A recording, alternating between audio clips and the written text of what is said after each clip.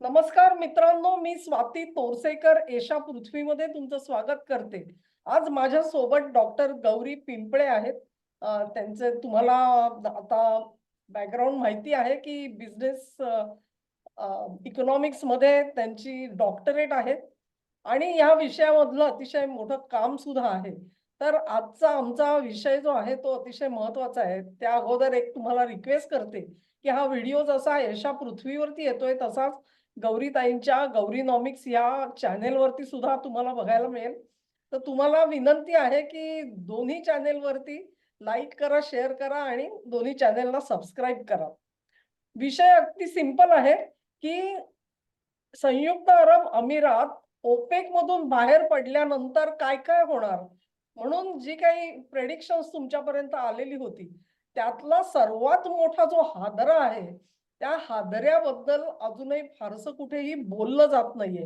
हा हादरा अतिशय महत्वाचा आहे की अमेरिकेची जी एक पेट्रो डॉलर सिस्टीम सुरू झालेली होती आणि तिचं कारण होतं की कुठल्याही परिस्थितीमध्ये रिझर्व्ह करन्सी स्टेटस जो आहे डॉलरसाठी तो कायम राहावा.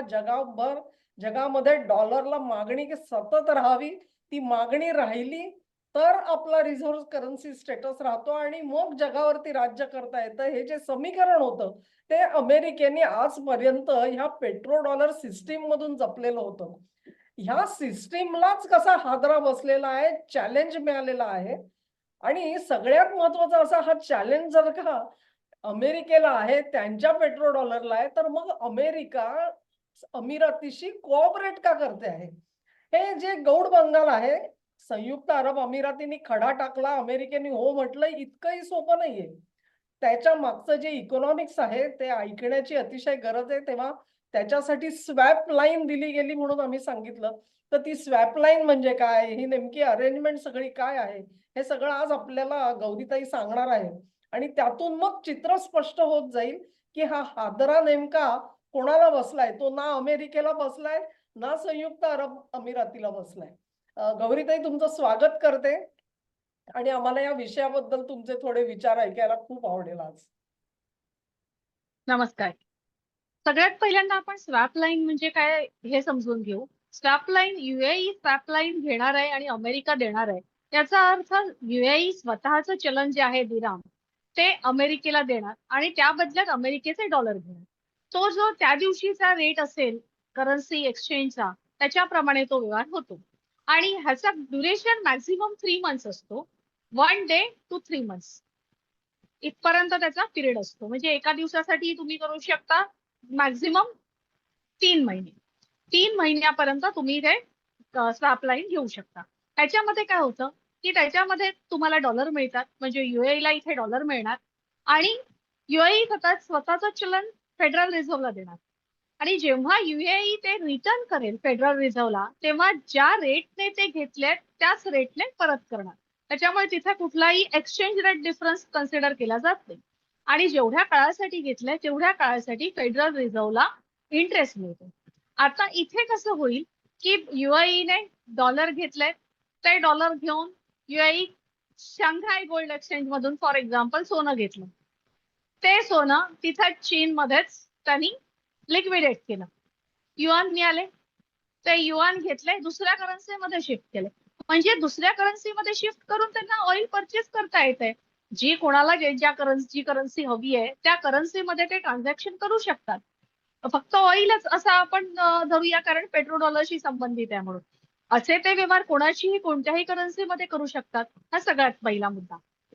आणि दुसरा मुद्दा असा होता याच्यामध्ये की पेट्रो डॉलरने डॉलरची मागणी कशी वाढते आणि कसं काय ते आखाती देश त्याला सांभाळून ठेवतात. तर एक, सगळ्याच देशांना तेल लागतं. तेल उत्पादक देश कमी आहेत, 10 ते 12 म्हणून आपण मॅक्झिमम मोठे देश आहेत आणि तेल जे वापरणारे देश आहेत ते जगातले सगळे देश आहेत. जवळजवळ 200 देश तेल वापरतात. मग जेव्हा तेलाचा व्यापार तुम्ही डॉलरमध्ये करता तेव्हा डॉलरची मागणी वाढते. मग हे डॉलर आखाती देशांकडे त्यांच्या पेट्रोल कंपन्यांकडे जातात, मग ते डॉलर त्यांच्याकडे सरप्लस होतात आणि ह्या डॉलरमधून ते अमेरिकेच्या युएस ट्रेजरी विकत घेतात. म्हणजे परत तो पैसा फायनान्स कोणाला झाला? अमेरिकेला झाला. वापरला तेल जगाने पण फायनान्स कोणाला केला? तर पुन्हा अमेरिकेलाच फायनान्स केला. हे जे चक्र चालू होतं ते आता पेट्रो डॉलर वगळून करार झाले तर ते बंद होईल. पण इथे पुन्हा काय होतंय की स्वॅप लाईन घेतली म्हटल्यानंतर परत डॉलरची मागणी वाढली. म्हणजे याच्यामध्ये अमेरिका हुशार आहे असं तर म्हटलं तर अवघड ठरणार नाही. कारण प्रत्येक जण म्हणतो end of petro dollar, petro dollar संपला की अमेरिकेची अर्थव्यवस्था कोसळेल, तिला धक्का बसतोय. पण they are smart enough to move away. तेवढा त्यांनी एक केलंय की स्वॅप लाईन दिल्यानंतर डॉलरलाच परत मागणी आली. परत ते डॉलर मध्ये लोन आहे, परत त्यांचे डॉलर मिळतील. फेडरल रिझर्व्हला परत डॉलर प्रिंट करायला लागतील. मागणी तर वाढत राहिली. जितकी मागणी वाढली तितका डॉलरचा दर वाढता राहिला. परत डॉलर स्ट्रॉंग. बरोबर आहे. म्हणजे आतापर्यंत एक थोडीशी जी नाखुशी होती लोकांची, की आम्हाला जर का पेट्रोल विकायचं झालं, कारण पेट्रोल प्रत्येक देशाला लागतं. विकणारे देश अतिशय कमी आहेत. त्याच्यामुळे एकदा त्यांच्याशी करार केला, की बाबा तू पेट्रोल विकताना फक्त डॉलर घे आणि मग तुझ्याकडे जे डॉलर जमा होतील ते सगळे तर काही तुला खर्च करायचे नाहीयेत. मग ते माझ्याकडे तू असं कर, की माझ्या देशाचे कर्ज रोखे विकत घे. त्याच्यावर तुला व्याज मिळत राहील आणि ते तुझ्या ह्याच्यामध्ये सर्क्युलेशन मध्ये राहील. अमेरिकेचा फायदा काय होता, की त्यांना आपले कर्ज रोखे विकण्यासाठी कुठलेही प्रयत्न करावे लागत नव्हते. हे सगळं आपोआप घडत होतं. ही सगळी जी सायकल आहे, ही सायकल ही 1973 पासून अशी चालू राहिलेली होती. आता कसं झालेलं आहे, की आता अमेरिका काय म्हणते, की ठीक आहे, ती जी जाचक अट होती ना, म्हणजे आता समजा भारत आहे. भारताला पेट्रोल विकत घ्यायचं, तर त्याला पहिल्यांदा डॉलर विकत घ्यायला लागतात. मग ते डॉलर तुम्ही UAEला द्या, सौदीला द्या. मग तो तुम्हाला पेट्रोल देणार. मग ते डॉलर ते तिकडे अमेरिकेत पाठवणार. हा सगळा द्राविडी प्राणायाम इथे सगळा टाळला गेलेला आहे. आता भारत आणि समजा संयुक्त अरब अमिरातीने ठरवलं, की बाबा मी भारताचे रुपये घ्यायला तयार आहे. तर ते दोघेही रुपयात व्यवहार करू शकतात आणि त्याला कोणी नाही म्हणू शकणार नाही. त्यांना वाटलं, की चीनकडून युआन घ्यावेत, त्यांनी युआन घ्यावेत. आता त्या करन्सीचं काय करायचं हा परत अमिरातीचा प्रश्न आहे. अमेरिका काय म्हणते, की तुम्ही जर का माझ्याकडे एक 100 बिलियन डॉलरच्या किमतीचे समजा दिरहम दिलेत, तर मी तुम्हाला $100 देऊन टाकतो. 3 महिन्यासाठी गौरीताई सांगतायत तसं. मॅक्सिमम 3 महिन्यासाठी. आता हे $100 जे आहेत, ते काय करणार आहे, तर त्यांना त्यांचे इतर व्यवहार जे काही करायचे आहेत डॉलरमध्ये, ते करायला ते मोकळे राहणार आहेत. त्यामुळे ते बंधन एक तर गेलं सर्व देशांवरचं. त्यामुळे ते खुश होतील सगळे. हे जे डबल आपला पैसा आणि आपला तोटा होत होता एक प्रकारे डॉलर खरेदी करण्यातला, तो कदाचित कमी होऊन जाईल ह्याच्यामध्ये. आणि दुसरं अमेरिकेचीही सोय झाली. तुमच्यावरती काहीतरी लादलं गेलंय असंही नाहीये आणि दोघांचाही फायदा झालेला आहे. तेव्हा पेट्रो डॉलरला हा पहिला चॅलेंज बसलेला आहे असं आपण म्हणू शकतो. पण त्याचा अर्थ असा नाही, गौरीताई सांगतायत, की अमेरिकेची जी करन्सी रिझर्व्ह राहणार आहे, त्या स्टेटसला अजूनही धक्का बसलेला नाहीये. बरोबर आहे का हे? अगदी अगदी. आणि याच्यामध्ये एक मुद्दा मगाशी बोलता बोलता सुटला. त्याच्यामध्ये कसं आहे, आता स्वॅप लाईन दिली अमेरिकेने म्हटल्यानंतर जे देशांना कसं होतं की लिक्विडिटी क्रंच आहे किंवा डॉलर नाहीयेत म्हणून एखाद्या देशाला त्याच्याकडे असलेले युएस ट्रेजरी म्हणजे युएस बॉन्ड्स विकावे लागत होते. आता युएस ट्रेजरीचं सेल होणार नाही कारण त्यांच्याकडे डॉलर लिक्विडिटी क्रंच नाहीये. करेक्ट. तर हे जे काय अमेरिकेने केलेलं आहे एक त्यांच्या इकॉनॉमीसाठी चांगली शक्कल लढवलेली आहे की स्वॅप लाईन देऊन. आणि ही स्वॅप लाईन परमनंटली 5 बँकांना ऑलरेडी आहे. त्याच्यामध्ये एक युरोपियन सेंट्रल बँक आहे, बँक ऑफ जपान आहे, बँक ऑफ इंग्लंड आहे, बँक ऑफ कॅनडा आहे आणि स्विस नॅशनल बँक आहे. त्या 5 बँकांना परमनंट स्वॅप लाईन आहे. आणि त्याचबरोबर त्यांनी 14 देशांना आतापर्यंत स्वॅप लाईन दिलेली आहे. त्याच्यामध्ये साऊथ कोरिया आहे, नॉर्वे आहे, असे बरेच देश आहेत, मेक्सिको आहे, बरेच देश आहेत त्याच्यामध्ये. आतापर्यंत 14 देशांना दिलेली आहे. त्याच्यामुळे हे अस्तित्वातच नाही आणि की हे नवीन काहीतरी अमेरिका करते असं नाहीये. तर हे चालू आहे आणि हे राजदूत चालू आहे आणि याच्यामध्ये अमेरिकेचा आतापर्यंत फायदाच झालेला आहे मॅक्झिमम.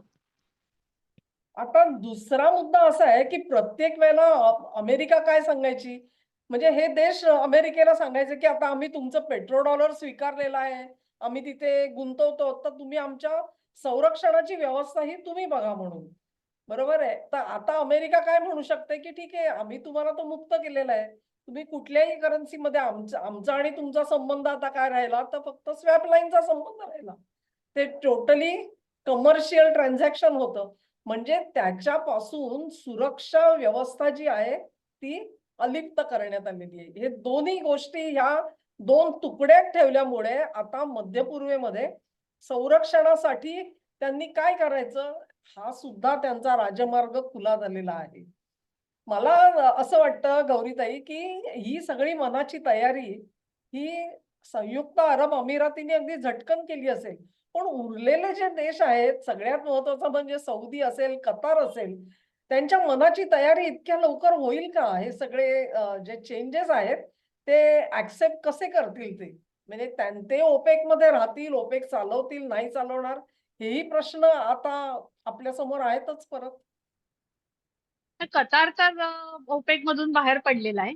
आता राहिला प्रश्न सौदीचा. सौदीने 2024 मध्ये अमेरिकेबरोबर झालेला पेट्रोडॉलरचा करार संपुष्टात आल्यानंतर पुन्हा नवीन करार केला नाहीये. त्यामुळे Saudi is free to deal with anyone with any currency. त्याच्यामुळे हो, सौदीचाही बरोबर तसा आहे. प्रश्न राहिला नाही. Right, right. ते आता सुद्धा चीनकडून युआन ऍक्सेप्ट करतायत. हो, एक्सेप्ट करत आहेत. त्यामुळे त्यांचाही प्रश्न राहिला नाही. म्हणजे आता प्रश्न मेजर जो आहे ऑइल प्रोड्युसिंग आणि एक्सपोर्टिंग कंट्रीज मध्ये क्रमांक 1 ला अमेरिका आहे.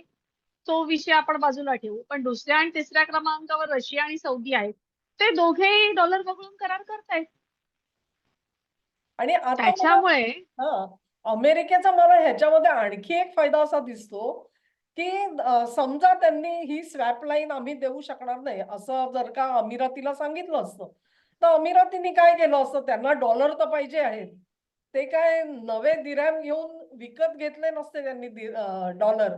ते काय म्हणले असते, की आम्ही आमचे आहेत ते कर्जरोखे विकून टाकतो अमेरिकेचे. आणि ते विकून मला डॉलर मिळेल मध्ये मी माझं काम करतो. पण त्याच्यामध्ये अमेरिकेचा तोटा होता लक्षात घ्या. कारण अशा प्रकारे जर का मोठ्या प्रमाणावरती देशांना कर्जरोखे विकायला लागले, तर मग त्याची बाजारातली पत जी आहे ती कमी होत जाते आणि त्याच्यावरती अमेरिकेला जास्त जास्त इंटरेस्ट द्यावा लागेल, अशी परिस्थिती निर्माण होईल. तेव्हा अमेरिकेने स्वतःची कातडी 2 प्रकारे वाचवलेली आहे. एक म्हणजे कर्ज रोखे विकले जाणार नाहीत. ह्याची त्यांनी आता एक तजवीज करून ठेवलेली आहे. जे आपण म्हणत होतो म्हणजे डंपिंग करायला लोक सुरुवात करतील. जर का डॉलर हा अस्थिर आहे, कमकुवत आहे असं वाटायला लागलं, तर लोक कोणी म्हणेल, की बाबा डॉलर कमकुवत होणार आहे, नको मला डॉलर. मग त्याचे कर्जरोखे सुद्धा नकोत मला. असं लोक सहजपणे म्हटले असते. पण आता तसं होणार नाही. दुसरं असं, की त्यांना जो रिझर्व्ह करन्सी स्टेटस त्यांचा ठेवायचा होता, म्हणजे संपूर्ण जगामध्ये सगळ्या जगाने यूएस डॉलर वापरावा ही त्यांची जी इच्छा आहे. कारण तो वापरला तर कर्जरोखे बनतात. कर्जरोखे बनले तर अमेरिकेचा गाडा चालू राहतो. अमेरिकेचा आजची अर्थव्यवस्था ही सगळी अधिकाधिक कर्ज मिळण्यावरती अवलंबून आहे. ती कर्ज मिळायची थांबली तर काय होईल? गौरीताई तुम्ही सांगू शकाल जास्त. कर्ज मिळायचं थांबलं तर काय होईल त्यांचं? ह्याच्यामध्ये सोपं आहे की फायनान्स जर थांबला, कुठूनही फायनान्स सोर्स थांबला तर देश चालवणं अवघड असतं. आता त्यांनी प्रत्येक वेळेला ते सेलिंग वाढवतात. कर्जाची लिमिट आहे ती वाढवत वाढवत नेत नेत आतापर्यंत $40 ट्रिलियन पर्यंत गेलेले. आता पुढे कुठपर्यंत जाणार आहेत हे माहित नाही. पण हे अमेरिका पूर्ण हा अशा तऱ्हेने कर्ज घेऊनच चाललेली अर्थव्यवस्था आहे. आणि आधी त्यांचं कर्ज कमी होतं त्यामुळे तशी काही काळजीचं कारण नव्हतं. पण ते वाढत वाढत त्यांच्या इकॉनॉमीपेक्षा बरंच जास्त गेलं. आणि त्यातलं गव्हर्नमेंटचं जे आहे कर्ज ते फार मोठ्या प्रमाणावर गेल्यानंतर प्रायव्हेट कर्ज तर त्याच्यापेक्षाही बरंच जास्त आहे एवढं तर नक्की. पण हे सगळं हँडल करणं कठीण आहे हे अमेरिकेला माहिती आहे. त्यामुळे त्याच्यामधून बाहेर पडण्यासाठी कुठला तरी एक मार्ग, एक कुठून तरी खिडकी किंवा झरोका उघडायचा आणि मग त्याच्यामधून ती हवा येऊ द्यायची असं त्यांचं सध्या चाललेलं आहे. आणि त्यात त्यांनी हा हा आत्ता शोधून काढलेला पर्याय नाही, हा 1962 साली अस्तित्वात आलेला पर्याय आहे. आता थोडीशी पार्श्वभूमी सांगते, 62 साली काय झालं अच्छा, ते 62 खूप पासून इंटरेस्ट. चालू आहे. ओके. 62 पासून चालू आहे. 62 ला काय झालं की तेव्हा जी ब्रेटन वूड सिस्टम अस्तित्वात आली, आपल्या प्रेक्षकांना साधारण माहिती आहे ब्रेटन वूड सिस्टम म्हणजे अमेरिकेचा डॉलर सोन्याशी निगडीत आणि सोनं आणि डॉलरचं समीकरण. आणि dollar is convertible to gold हा असा होता, डॉलर हा सोन्यामध्ये रूपांतरित करता येत होता, म्हणजे डॉलर देऊन सोनं घेता येत होतं. 1962 ला फ्रान्सने सांगितलं आमच्याकडे आता एक्सेस डॉलर आहेत, आमच्याकडे डॉलर सरप्लस झालेला आहे, आम्ही तुम्हाला डॉलर देतो, तुम्ही आम्हाला गोल्ड. तेव्हा अमेरिकेकडे तेवढं सोनं नव्हतं आणि अमेरिकेने सांगितलं आम्ही गोल्ड देऊ शकत नाहीये, तर आम्ही एक काम करतो, तुम्हाला स्वॅप लाईन देतो, तुमची करन्सी आम्हाला द्या, आम्ही डॉलर देतो आणि तुमची करन्सी दिल्यानंतर त्याच करन्सीने तुमच्याकडे असलेला एक्सेस डॉलर आहेत ते विकत घेतो. म्हणजे करन्सी मॅनेजमेंट पण झाली, करन्सी मेकॅनिझम झाला, एक्सचेंज रेट स्टेबल राहिला, तुम्हाला पण धक्का नाही, आम्हाला पण धक्का नाही.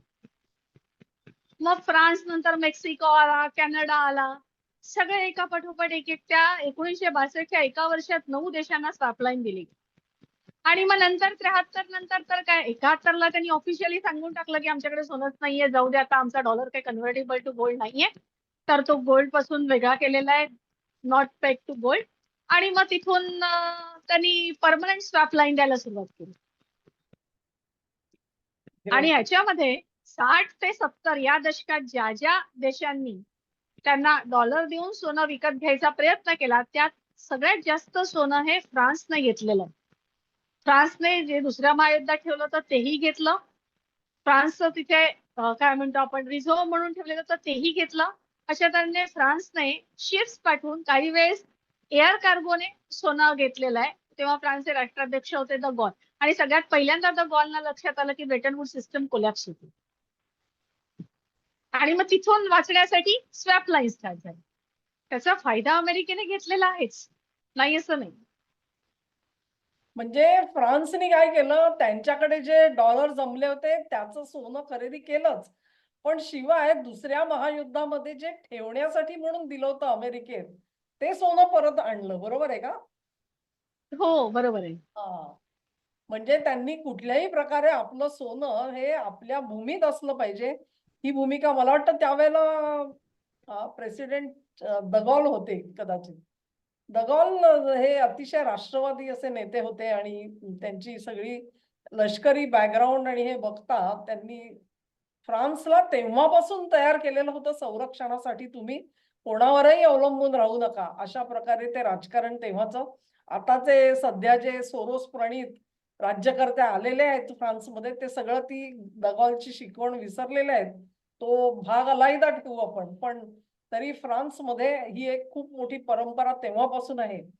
आणि ह्या स्वॅप लाईन जर का अशा चालू झाल्या असतील तर कल्पना करा की अमेरिकेला, मला तर वाटतं की असे ज्या काही आर्थिक अडचणी येतात ना, त्याच्यावर त्यांच्याकडे सोल्युशन म्हणजे ते त्या जादूगाराच्या पोतडीतून एक एक बाहेर काढल्यासारखे काढतात की काय. मला आता त्यांचं खरंच कौतुक वाटायला लागलेलं आहे की त्यांच्या समोर कुठलंही गणित टाका तुम्ही, त्याचं उत्तर तयारच असतं मुळी तिकडे.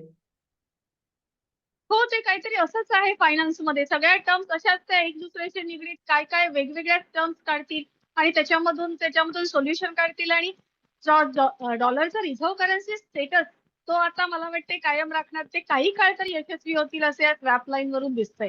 कारण त्यांचे युएस ट्रेजरी स्कॉट बेजंट म्हणाले, त्यांचे फायनान्स मिनिस्टर, की आम्ही साऊथ कोरियाला पण देऊ स्वॅप लाईन, तैवानला पण देऊ स्वॅप लाईन, ज्यांना हवं त्यांना देऊ, असं म्हटल्यानंतर ते बहुतेक रिझर्व्ह करन्सी स्टेटस सध्या पुरता काही काळापुरता ठेवण्यासाठी ते यशस्वी होतील असं एकूण दिसतंय. मला आणखी एक शंका अशी आली की म्हणजे ते जी स्विफ्ट सिस्टीम आपण म्हणतो, ज्याच्यामधून रशियाचे सगळे ते कॉन्टॅक्ट त्यांनी काढून टाकले आणि त्यांच्या बँकांना बाहेर काढलं त्या सिस्टीम मधून, आहे की नाही. ती system he city of London मधून चालवली जाते, बरोबर आहे ना? हो बरोबर आहे. हा. मग मला असं वाटतं ही स्वॅप लाईन प्रकरण आहे ना, ती वापरून सँक्शन सुद्धा टाळता येतील का हो? म्हणजे आता समजा इराण वरती सँक्शन चालू राहिले किंवा आणि कुठची आपण देश घेऊ, आणि मला इराणकडून काहीतरी विकत घ्यायचे तर, आणि माझ्याकडे स्वॅप लाईन अवेलेबल आहे, तर मी ते सहज करू शकेन. नक्की नक्की. हा, मग ते म्हणजे नेमकं कसं म्हणजे करता येईल त्यांना? ते आता आपणच आहोत, भारतच आहे. समजा आपण काही स्वॅप लाईन घेतलेली नाही, पण समजा घेतली तर आपण रुपये देणार, डॉलर घेणार. मग ते डॉलर जे इराणला हवंय त्या करन्सीमध्ये चेंज करू. समजा इराणने परत आपल्याकडून रुपये घेणार असेल तर प्रश्नच नाही, पण दुसरा कुठलं चलन मागितलं, युआन मागितलं, आपण ते युआन मध्ये करू, कन्वर्ट करू आणि त्याला युआन देऊ. मेन म्हणजे काय, सिस्टम मधून त्या सिस्टम मध्ये हे नाहीच आहे. काय आहे, ट्रान्झॅक्शन या सिस्टम मध्ये नाहीये, स्विफ्ट मध्ये नाहीये. त्या स्विफ्ट मध्ये नसल्यामुळे सहज सँक्शन इव्हॅड करायला, म्हणजे सँक्शन इव्हॅड करणं सहज शक्य आहे. म्हणजे आता समजा युएईच आता त्यांना स्वॅप लाईन मिळालेली आहे समजा, तर भारत आणि दिरम आपण युपीआय ने जोडलेलंच आहे समजा, एमब्रिज आणि ते त्यांचा इंटरफेस करून. तर हे तर दुबई तर्फे तुम्हाला महाद्वार उघडल्यासारखं होईल या सगळ्यासाठी. म्हणजे एकंदरीत काय की युरोपची जी सगळी अरेरावी होती, स्विफ्ट सिस्टीम आणि आम्ही सँक्शन्स लावू म्हणून ते रोज उठून ज्या काही धमक्या देत होते सगळ्यावरती, ते सगळं आता अवसानच गळून पडेल ह्या लोकांचं. कारण या अशा क्रेडिट लाईन्स जर का स्वॅप लाईन्स अनेक देशांना द्यायला अमेरिका तयार होणार असेल, तर मला वाटते स्विफ्ट सिस्टीम ही त्याचा प्रश्न कायमचा मिटलाय. म्हणजे जसे पेट्रो डॉलर उडवून दिले त्यांनी, तशी स्विफ्ट सिस्टीम आणि सँक्शन सुद्धा उडवून दिले असं आपल्याला म्हणता येईल, नाही का? हो हो. सध्या तरी असं दिसतंय की US is more interested to keep dollar as reserve currency status only. बाकी सगळं जाऊ दे खड्ड्यात, आम्हाला डॉलर फक्त रिझर्व्ह करन्सी स्टेटस म्हणून हवाय, तर आम्ही अजूनही अनलिमिटेड डॉलर प्रिंट करू शकू. बहुतेक ह्या त्या लाईन वरती ते गेलेले आहेत. त्यामुळे कदाचित बाकी सगळं नाही झालं तरी चालेल, पेट्रो डॉलर सिस्टम झाली कोलॅप्स तरी चालेल, स्विफ्ट सिस्टम कोलॅप्स झाली तरी चालेल, रिझर्व्ह करन्सी स्टेटस असला पाहिजे, अशा प्रवृत्तीमध्ये बहुतेक अमेरिकेचे राज्यकर्ते आहेत, आलेले आहेत असं वाटतंय. म्हणजे मी थोडीशी माहिती अशासाठी देते की ही जी स्विफ्ट सिस्टीम आहे ना, तर ती वगळून सगळं काही होतंय अशातला भाग नाहीये. युपीआय सुद्धा अल्टिमेटली सिस्टीम कुठेतरी वापरतोच. म्हणजे तो एम्ब्रिज ज्याला मी म्हणते, एम्ब्रिज हे खुद्द स्विफ्टनीच दिलेला एक टूल जो वापरून तुम्ही इंटिग्रेशन करू शकता. पण त्याच्यात एक फरक आहे. स्विफ्ट मध्ये काय होतं, एकन एक ट्रान्झॅक्शन जे आहे ना, ते इंडिव्हिज्युअली होतं. म्हणजे मी गौरीताईंना पैसे दिले किंवा गौरीताईंनी आणखी एबीसीडी ला दिले, तर ही सगळी ट्रान्झॅक्शन एक एक करून स्विफ्ट मधून जात होती. पण युपीआय किंवा एम्ब्रिज सारखे जेव्हा तुम्ही वापरता ना, तेव्हा काय होतं, दोन बँकांमधल्या ज्या सेंट्रल बँका असतात, त्या फक्त दिवसभराचा डिफरन्स एकमेकांना देतात आणि तुम्हाला बाकीच्या ट्रान्झॅक्शनचे डिटेल मिळत नाहीत. तो जो स्प्लिट आहे, म्हणजे आपण इथून समजा जर्मनीला $100 पाठवले, जर्मनीने इथे असेच आपल्याला $125 पाठवले, ती युपीआय किंवा एम्ब्रिज वापरून समजा केलं असेल, तर बँका काय म्हणतील, हा ठीक आहे, याचा अर्थ जर्मनीच्या बँकेने इथे $25 टाकले की काम संपलं. इथून 100 गेले पाहिजेत आणि तिथून 125 आले पाहिजेत, अशी पण रिक्वायरमेंट राहिली नाही. पण त्याच्यामध्ये होतं काय की डिटेल्स येत नाहीत. हे $125 मध्ये मी ह्या 10 वस्तू खरेदी केल्या आणि त्याची किंमत ही होती. हा सुद्धा एक ज्याला म्हणतात ना, मॅनेजमेंट इन्फॉर्मेशन आहे ती.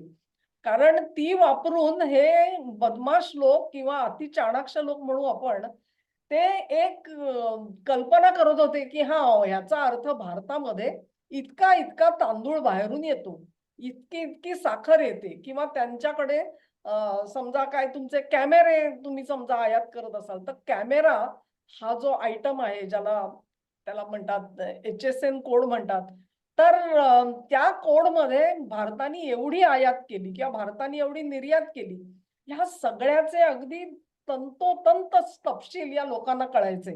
पण ह्या आता ज्या सिस्टीम आल्यात ना, त्याच्यामुळे हा स्प्लिट त्यांना मिळत नाही अजिबात.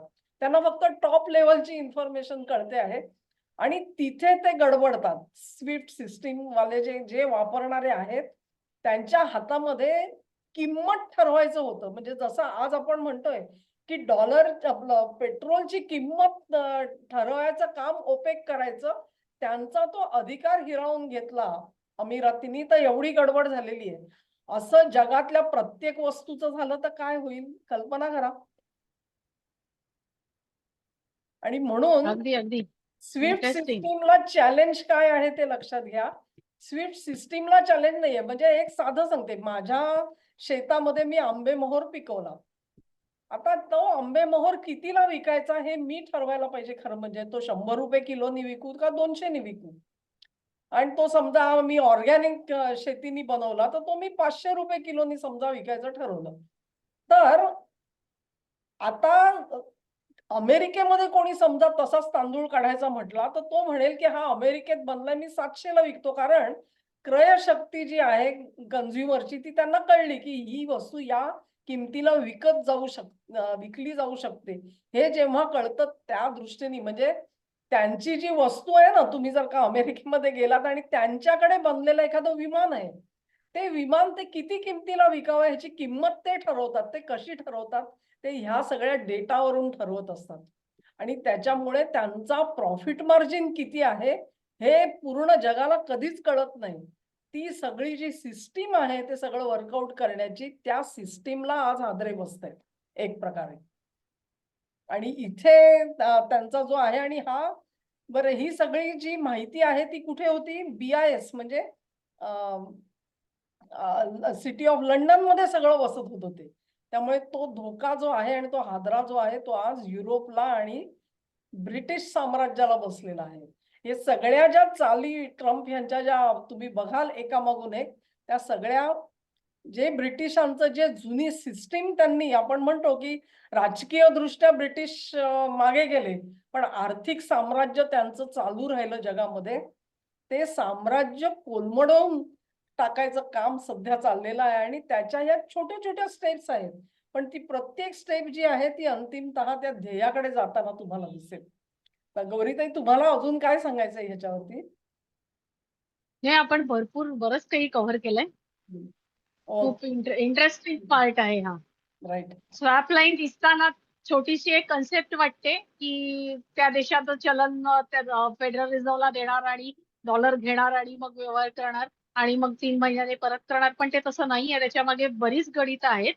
आणि आता आपण थोडासा रिसर्च केला आणि म्हणून व्ह्यूअर्स समोर आलो.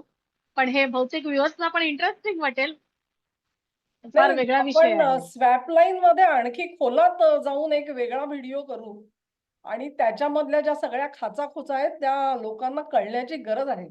कारण ह्या सगळ्या नव्या टर्म्स आता तुम्हाला अंगवळणी पडायला लागणार आहेत. आपल्याला हे सगळं लवकर लवकर शिकायला लागणार आहे. जितक्या गतीने जी जुनी सिस्टीम कोसळून पडते आहे आणि नवी आतमध्ये येते आहे, त्या वेगाशी आपल्यालाही जुळवून घ्यायचंय आणि त्याची तयारी म्हणून आम्ही हे थोडा आज हा एवढा छोटासाच भाग घेऊन आम्ही हा व्हिडिओ केला. याच्या पुढचा व्हिडिओ जो आहे तो स्वॅप लाईन्स म्हणजे काय आणि त्याच्यातली जी आणखी महत्वाची माहिती आहे ती घेऊन आम्ही तुमच्या समोर येऊ. हा व्हिडिओ तुम्हाला आवडला असेल अशी आशा करते. तुम्हाला आवडला असेल तर लाईक करा, शेअर करा. दोन्ही चॅनेल्स वरती गौरीनॉमिक्स आणि यशा पृथ्वी दोन्ही चॅनेलला सबस्क्राईब सुद्धा करा आणि सहकार्य असंच चालू ठेवा. गौरीताई, तुमचे खास आभार मानते. आज तुम्ही वेळ दिलात या विषयासाठी. त्याच्यासाठी खरोखरच. आणि तुम्हाला नमस्कार. धन्यवाद. धन्यवाद.